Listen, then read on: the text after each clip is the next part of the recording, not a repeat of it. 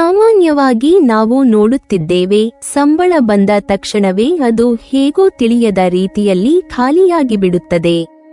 ತಿಂಗಳ ಪ್ರಾರಂಭದಲ್ಲಿ ಖುಷಿಯಿಂದ ಯೋಜನೆ ಮಾಡಿದ್ದರೂ ಕೆಲವು ದಿನಗಳಲ್ಲೇ ಹಣದ ಕೊರತೆ ಕಾಣಿಸಿಕೊಂಡು ನಂತರದ ದಿನಗಳು ಕಷ್ಟಕರವಾಗಿ ಸಾಗುತ್ತವೆ. ಕೆಲವರು ತಾವು ತುಂಬಾ ಶ್ರಮಿಸುತ್ತಿದ್ದಾರೆ, ಉತ್ತಮ ಆದಾಯ ಪಡೆಯುತ್ತಿದ್ದಾರೆ ಎನ್ನಿಸಿಕೊಂಡರೂ ಅವರ ಕೈಯಲ್ಲಿ ಹಣ ಉಳಿಯುವುದಿಲ್ಲ. ಇದಕ್ಕೆ ಹಲವಾರು ಕಾರಣಗಳು ಇರಬಹುದು. ಅತಿಯಾಗಿ ಖರ್ಚು ಮಾಡುವುದು, ಹಣದ ನಿರ್ವಹಣೆಯ ಕೊರತೆ ಅಥವಾ ಅನಿವಾರ್ಯ ಖರ್ಚುಗಳು. ಆದರೆ ವಾಸ್ತುಶಾಸ್ತ್ರದ ದೃಷ್ಟಿಯಿಂದ ನೋಡಿದರೆ ಇದು ಕೇವಲ ಆರ್ಥಿಕ ನಿರ್ವಹಣೆಯ ಪ್ರಶ್ನೆಯಲ್ಲ. ನಿಮ್ಮ ಮನೆಯಲ್ಲಿ ಇರುವ ವಾಸ್ತು ದೋಷಗಳು ಕೂಡ ಇದರ ಹಿಂದೆ ಪ್ರಮುಖ ಕಾರಣವಾಗಿರಬಹುದು. ವಾಸ್ತುಶಾಸ್ತ್ರವು ಕೇವಲ ಕಟ್ಟಡದ ವಿನ್ಯಾಸಕ್ಕೆ ಸಂಬಂಧಿಸಿದ ಶಾಸ್ತ್ರವಲ್ಲ, ಅದು ಮಾನವನ ಜೀವನದ ಶಕ್ತಿ, ಸೌಭಾಗ್ಯ ಮತ್ತು ಶಾಂತಿಯನ್ನು ಪ್ರಭಾವಿಸುವ ಅತ್ಯಂತ ವೈಜ್ಞಾನಿಕ ಮತ್ತು ಆಧ್ಯಾತ್ಮಿಕ ತತ್ವವಾಗಿದೆ. ಪ್ರತಿ ಮನೆಯಲ್ಲಿ ಶಕ್ತಿಯ ಚಲನೆ ಒಂದು ನೈಸರ್ಗಿಕ ರೀತಿಯಲ್ಲಿ ನಡೆಯುತ್ತಿರುತ್ತದೆ. ಈ ಚಲನೆಯ ಸಮತೋಲನ ಹಾಳಾದಾಗ, ಅಂದರೆ ವಾಸ್ತು ದೋಷ ಉಂಟಾದಾಗ, ಆ ಮನೆಯ ನಿವಾಸಿಗಳ ಜೀವನದಲ್ಲಿ ಅನೇಕ ಅಡಚಣೆಗಳು ಕಾಣಿಸಿಕೊಳ್ಳುತ್ತವೆ. ಅದರಲ್ಲಿಯೂ ಹಣ ಮತ್ತು ಆರ್ಥಿಕ ಸ್ಥಿತಿಗೆ ಸಂಬಂಧಿಸಿದ ಸಮಸ್ಯೆಗಳು ಹೆಚ್ಚಾಗಿ ಕಂಡುಬರುತ್ತವೆ. ವಾಸ್ತು ದೋಷಗಳು ಇದ್ದರೆ ಮನೆಯ ಶಕ್ತಿಚಕ್ರಗಳು ಅಸಮತೋಲನಗೊಳ್ಳುತ್ತವೆ. ಹಣ ಉಳಿಯದಿರುವುದು, ಅಸಹಜ ಖರ್ಚುಗಳು ಹೆಚ್ಚಾಗುವುದು, ಸಾಲದ ಒತ್ತಡ, ಹೂಡಿಕೆಗಳಲ್ಲಿ ನಷ್ಟ ಇವುಗಳೆಲ್ಲವೂ ಅದರ ಪರಿಣಾಮಗಳಾಗಿರಬಹುದು. ಇಂತಹ ಪರಿಸ್ಥಿತಿಯಲ್ಲಿ ನೀವು ಎಷ್ಟು ದುಡಿಯಿದರೂ ಫಲಿತಾಂಶ ಸಿಗುವುದಿಲ್ಲ ಎಂಬ ಭಾವನೆ ಉಂಟಾಗುತ್ತದೆ. ಕೆಲವರು ಹಣ ಸಂಪಾದಿಸಿದರೂ ಅನೇಕ ರೀತಿಯ ಅನಾವಶ್ಯಕ ಖರ್ಚುಗಳು ಅಥವಾ ತುರ್ತು ಪರಿಸ್ಥಿತಿಗಳು ಹಣವನ್ನು ಹೀರಿಕೊಂಡಂತೆ ಆಗುತ್ತವೆ. ಆದರೆ ಸದುದ್ದೇಶದಿಂದ ಕೆಲವು ವಾಸ್ತು ನಿಯಮಗಳನ್ನು ಪಾಲಿಸಿದರೆ ಈ ಸಮಸ್ಯೆಯಿಂದ ತಪ್ಪಿಸಿಕೊಳ್ಳಬಹುದು. ಮೊದಲನೆಯದಾಗಿ, ಮನೆಯಲ್ಲಿ ದೇವಾಲಯ ಅಥವಾ ಪೂಜಾ ಸ್ಥಳ ಯಾವ ದಿಕ್ಕಿನಲ್ಲಿ ಇದೆ ಎಂಬುದನ್ನು ಗಮನಿಸಬೇಕು. ಪೂಜಾ ಕೋಣೆ ಉತ್ತರ ಪೂರ್ವ ದಿಕ್ಕಿನಲ್ಲಿ ಇರಬೇಕು ಎಂದು ವಾಸ್ತು ಹೇಳುತ್ತದೆ. ಈ ದಿಕ್ಕು ಶಾಂತಿ ಮತ್ತು ಸಮೃದ್ಧಿಯನ್ನು ತರುವ ದೇವಿ ಶಕ್ತಿಯ ಸ್ಥಳವಾಗಿದೆ. ಅಲ್ಲಿ ಸದಾ ಸ್ವಚ್ಛತೆ ಮತ್ತು ಪಾವಿತ್ರ್ಯ ಕಾಪಾಡಿದರೆ ಮನೆಯಲ್ಲಿ ಸಕಾರಾತ್ಮಕ ಶಕ್ತಿ ಹರಿಯುತ್ತದೆ. ಇನ್ನೊಂದು ಮುಖ್ಯ ವಿಷಯವೆಂದರೆ ಹಣವನ್ನು ಯಾವ ಸ್ಥಳದಲ್ಲಿ ಇಡುತ್ತೀರಿ ಎಂಬುದು. ಹಣದ ಪರ್ಸ್ ಅಥವಾ ನಗದು ಇಡುವ ಲಾಕರ್ ಮನೆಯಲ್ಲಿ ನೈಋತ್ಯ ದಿಕ್ಕಿನಲ್ಲಿ ಇರಬೇಕು ಎಂದು ವಾಸ್ತು ಹೇಳುತ್ತದೆ, ಏಕೆಂದರೆ ಈ ದಿಕ್ಕು ಧನ ಸಂಪತ್ತಿಗೆ ಸಂಬಂಧಿಸಿದೆ. ಲಾಕರ್ ಮುಖ ಉತ್ತರದತ್ತ ಇರಬೇಕು, ಏಕೆಂದರೆ ಉತ್ತರದ ದಿಕ್ಕು ಕುಬೇರನ ದಿಕ್ಕು, ಸಂಪತ್ತಿನ ದೇವನ ದಿಕ್ಕು. ಈ ರೀತಿಯಾಗಿ ಲಾಕನ್ನು ಸ್ಥಾಪಿಸಿದರೆ ಹಣದ ಚಲನೆ ಸಮತೋಲನವಾಗುತ್ತದೆ ಮತ್ತು ಅದು ಮನೆಯಿಂದ ಹೊರ ಹೋಗದೆ ಉಳಿಯುತ್ತದೆ. ಮನೆಯ ಒಳಗಿನ ಅಸಮತೋಲನ, ಅಂದರೆ ಅಸ್ತವ್ಯಸ್ತತೆ ಅಥವಾ ಕಸ ಕಡ್ಡಿ ಕೂಡ ವಾಸ್ತು ದೋಷಕ್ಕೆ ಕಾರಣವಾಗಬಹುದು. ವಿಶೇಷವಾಗಿ ಪೂರ್ವ ಮತ್ತು ಉತ್ತರ ದಿಕ್ಕಿನಲ್ಲಿ ಕಸ, ಹಳೆಯ ವಸ್ತುಗಳು ಅಥವಾ ಮುರಿದ ವಸ್ತುಗಳು ಇರಬಾರದು. ಇವು ಸಕಾರಾತ್ಮಕ ಶಕ್ತಿಯನ್ನು ತಡೆದು ನಕಾರಾತ್ಮಕ ಶಕ್ತಿಗೆ ಅವಕಾಶ ಕೊಡುತ್ತವೆ. ಅದರಿಂದ ಮನೆಯಲ್ಲಿ ಹಣಕಾಸಿನ ಸ್ಥಿತಿ ಹದಗೆಡಬಹುದು. ಹೀಗೆಯೇ ವಾಸ್ತು ಪ್ರಕಾರ ನೀರಿನ ಅಂಶವು ಹಣದ ಹರಿವಿನೊಂದಿಗೆ ನೇರವಾಗಿ ಸಂಬಂಧಿಸಿದೆ. ಮನೆಯಲ್ಲಿ ನೀರಿನ ಟ್ಯಾಂಕ್ ಅಥವಾ ಅಕ್ವೇರಿಯಂ ಇದ್ದರೆ ಅದು ಉತ್ತರ ಅಥವಾ ಪೂರ್ವ ದಿಕ್ಕಿನಲ್ಲಿ ಇರಬೇಕು. ನೀರು ನಿತ್ಯ ಸ್ವಚ್ಛವಾಗಿರಬೇಕು. ನೀರು ನಿಂತು ಹೋಗಿದ್ದರೆ ಅಥವಾ ಅಸ್ವಚ್ಛವಾಗಿದ್ದರೆ ಅದು ಆರ್ಥಿಕ ತೊಂದರೆಯನ್ನು ತರುತ್ತದೆ ಎಂಬ ನಂಬಿಕೆಯಿದೆ. ಹೀಗಾಗಿ ಹಣ ಉಳಿಯದಿರುವುದು ಕೇವಲ ಕರ್ಮ ಅಥವಾ ಭಾಗ್ಯದ ವಿಷಯವಲ್ಲ, ಅದು ನಿಮ್ಮ ಜೀವನದ ಶಕ್ತಿ ಸಮತೋಲನದ ಸೂಚನೆ ಕೂಡ ಆಗಿರಬಹುದು.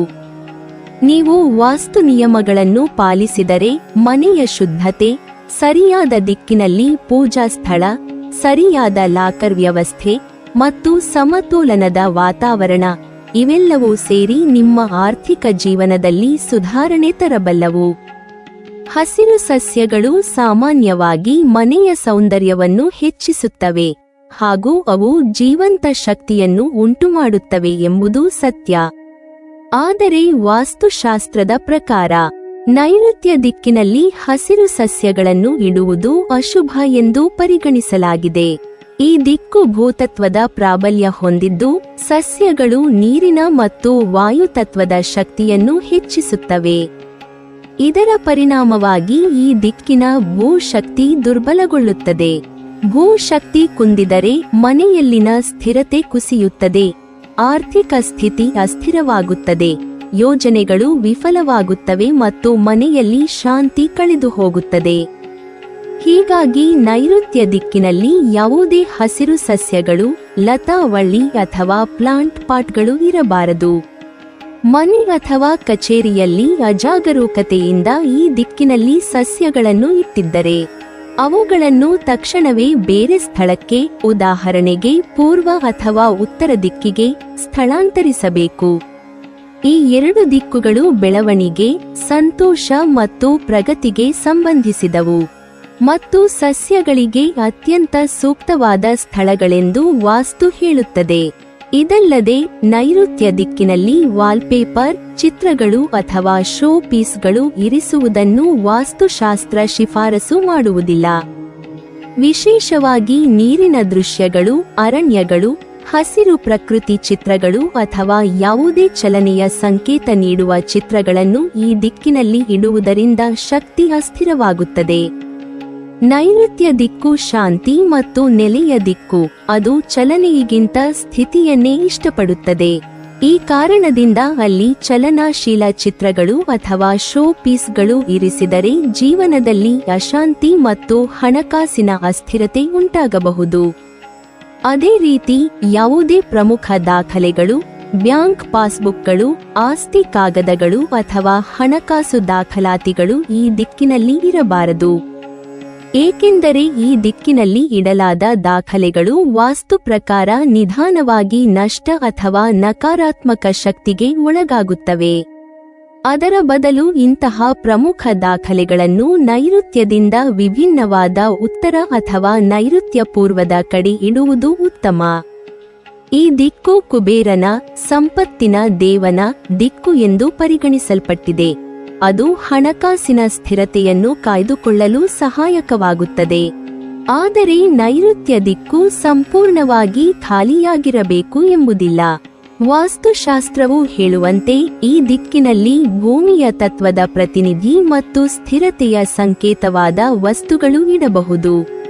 ಉದಾಹರಣೆಗೆ ಲಾಫಿಂಗ್ ಬುದ್ಧನ ಪ್ರತಿಮೆ, ಸಂಪತ್ತಿನ ಹಡಗು ಅಥವಾ ರತ್ನಗಳಿಂದ ತಯಾರಾದ ಹಣದ ಮರಗಳು ಈ ದಿಕ್ಕಿನಲ್ಲಿ ಇರಿಸಿದರೆ ಅತ್ಯಂತ ಶುಭ ಫಲ ನೀಡುತ್ತದೆ. ಲಾಫಿಂಗ್ ಬುದ್ಧನ ಪ್ರತಿಮೆ ಸಮೃದ್ಧಿ, ಸಂತೋಷ ಮತ್ತು ಧನದ ಹರಿವು ತರಲು ಸಹಾಯ ಮಾಡುತ್ತದೆ. ಈ ಬುದ್ಧನ ನಗು ಮನೆಯ ವಾತಾವರಣಕ್ಕೆ ಹರ್ಷ ಮತ್ತು ಉಲ್ಲಾಸವನ್ನು ತರುತ್ತದೆ. ಸಂಪತ್ತಿನ ಹಡಗು ಸಂಪತ್ತು ಮತ್ತು ಸಾಧನೆಯ ಸಂಕೇತವಾಗಿದೆ. ಅದನ್ನು ನೈಋತ್ಯ ದಿಕ್ಕಿನಲ್ಲಿ ಮನೆಯನ್ನು ಎದುರಿಸಿ ಇಡಿದರೆ ಹೊಸ ಆರ್ಥಿಕ ಅವಕಾಶಗಳು ಬಂದಂತಾಗುತ್ತದೆ ಎಂದು ನಂಬಲಾಗುತ್ತದೆ. ರತ್ನದ ಮರಗಳು ಜೀವನದಲ್ಲಿ ಸ್ಥಿರತೆ, ಆರೋಗ್ಯ ಮತ್ತು ಧನದ ಚೈತನ್ಯವನ್ನು ಹೆಚ್ಚಿಸುತ್ತವೆ. ಇವು ಸಕಾರಾತ್ಮಕ ಶಕ್ತಿಯನ್ನು ಸೆಳೆಯುತ್ತವೆ ಮತ್ತು ನಕಾರಾತ್ಮಕ ಶಕ್ತಿಯನ್ನು ತಡೆದುಹಿಡಿಯುತ್ತವೆ. ನೀವು ಮನೆಯಲ್ಲಿ ಔಷಧಿಗಳನ್ನು ಇಟ್ಟರೆ ಮನೆಯ ಈಶಾನ್ಯದಲ್ಲಿ ಔಷಧಗಳನ್ನು ಇಡಕೂಡದು ಎಂಬುದನ್ನು ನೆನಪಿನಲ್ಲಿಡಿ. ಇದನ್ನು ಮಾಡುವುದರಿಂದ ಮನೆಯಲ್ಲಿ ರೋಗವು ಕೊನೆಗೊಳ್ಳುವುದಿಲ್ಲ ಮತ್ತು ಹಣದ ಸಮಸ್ಯೆಯೂ ಆಗುತ್ತದೆ.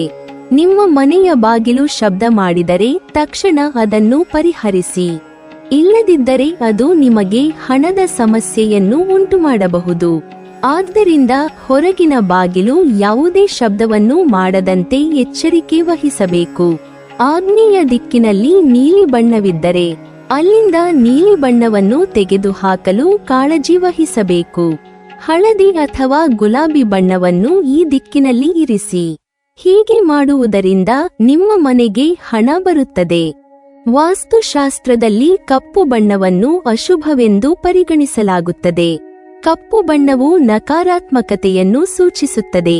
ಇಂತಹ ಪರಿಸ್ಥಿತಿಯಲ್ಲಿ ವೃತ್ತಿಯಲ್ಲಿ ಏರಿಳಿತಗಳನ್ನು ತಪ್ಪಿಸಲು ಕಪ್ಪು ಬಟ್ಟೆಗಳನ್ನು ಧರಿಸಬೇಡಿ. ಒಟ್ಟಿನಲ್ಲಿ ಹೇಳಬೇಕೆಂದರೆ ವಾಸ್ತುಶಾಸ್ತ್ರವು ನಿಮ್ಮ ಮನೆಯ ಶಕ್ತಿಯನ್ನು ಪುನಃ ಸಮತೋಲನಗೊಳಿಸುವ ಮಾರ್ಗದರ್ಶಕ ಶಾಸ್ತ್ರ. ಅದರಲ್ಲಿ ನಂಬಿಕೆ ಇಟ್ಟು ನಿಯಮಿತವಾಗಿ ಪಾಲಿಸಿದರೆ ಕೇವಲ ಹಣ ಉಳಿಯುವುದಲ್ಲ, ನಿಮ್ಮ ಜೀವನದಲ್ಲಿ ಶಾಂತಿ, ಸಮೃದ್ಧಿ ಮತ್ತು ಸಂತೋಷವು ನೆಲೆಗೊಳ್ಳುತ್ತವೆ.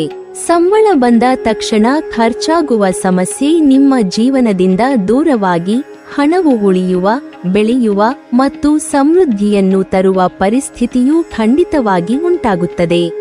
ನೀವಿನ್ನೂ ನಮ್ಮ ಚಾನೆಲ್ ಅನ್ನು ಸಬ್ಸ್ಕ್ರೈಬ್ ಮಾಡಿಲ್ವಾ? ಹಾಗಾದರೆ ಈ ಕೂಡಲೇ ನಮ್ಮ ಇಂದ್ರಜಾಲ ಚಾನೆಲ್ ಅನ್ನು ಸಬ್ಸ್ಕ್ರೈಬ್ ಮಾಡಿ ಮತ್ತು ಪಕ್ಕದಲ್ಲಿರುವ ಬೆಲ್ ಐಕಾನ್ ಅನ್ನು ಕ್ಲಿಕ್ ಮಾಡಿದರೆ ನಮ್ಮ ಹೊಸ ವಿಡಿಯೋಗಳನ್ನು ನೀವು ನೋಡಬಹುದು.